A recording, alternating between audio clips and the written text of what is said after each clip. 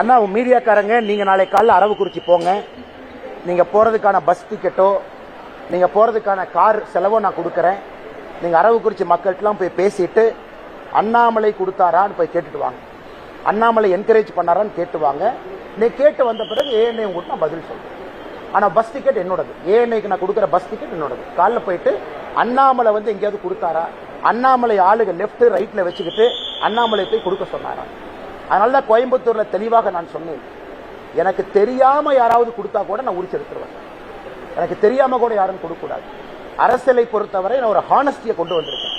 அது தமிழகத்துல புதுசு, அது பல பேர்த்த உறுத்தி இருக்கு. இன்னைக்கு செந்தில் பாலாஜி மாதிரி ஆள் சொல்றதுல நீங்க ஏஎன்ஐல கேட்கிற அளவுக்கு வந்துட்டீங்க. ஒரு 1ஆம் நம்பர் புரோக்கர் ஜெயில 300 நாளைக்கு மேல இருந்தாரு. அவருடைய சொந்த தம்பி 1.5 வருஷம் அக்யூஸ்டா இருந்த ஒரு ஆள் இன்னைக்கு கரூர்ல பேசிட்டு இருக்கான். இந்த கேள்வி அவங்ககிட்ட கேட்கணும்ல. இதே ஏஎன்ஐ ஒரு நேர்மையான நடுநிலையான ஏஎன்ஐ பத்திரிகை நீங்க வேலை பார்த்தீங்கன்னா நீங்க செந்தில் பாலாஜி எப்படிப்பட்ட கேள்விகள் கேட்கணும்? ஏஎன்ஐ அப்படியே வெண்ண தடவை மாதிரி தடவை தானே கேட்டுட்டு இருக்கிறீங்க. வெண்ண தடவை மாதிரி கேட்கறீங்க. ஒரே நிமிஷம் அண்ணா, நீங்க கேட்ட கேள்விக்கு பதில் சொல்றதுக்கு எனக்கு உரிமை இருக்கு. தலைவா, நீங்க கேட்டீங்க, பதில் நான் சொல்றேன், நீங்க கேட்கணும். பதில் கொஞ்சம் சுடும், பதில் கொஞ்சம் சுடும். ஏஎன்ஐக்கு பதில் சுடும். நீங்க கேட்டீங்க, கேட்கறத பொறுமையா கேட்கணும். ஏன்னா நீங்க 5 நிமிஷமா தாண்டிக்கிட்டே இருந்தீங்க. 5 நிமிஷமா ஏஎன்ஐ தாண்டிட்டு இருந்தனால ஏஎன்ஐக்கு இந்த பதில கேட்கிறேன். கரூர்ல போய் ஏஎன்ஐ செந்தில் பாலாஜி போடுற பட்டியை கவர் பண்ணீங்களா? ஏஎன்ஐல ஸ்டோரி. அப்ப என்ன நடுநிலைமையான பத்திரிகை நீங்க? என்ன இந்தியாவில் நம்பர் 1 நியூஸ் அக்ரிகேட்டர் நீங்க? என்ன நியூஸ் அக்ரிகேட்டர்? ஏஎன்ஐல ஒரு ஸ்டோரி இது வரைக்கும் கரூர்ல செந்தில் பாலாஜி போட்ட பட்டியை கவர் பண்ணிருக்கீங்களா?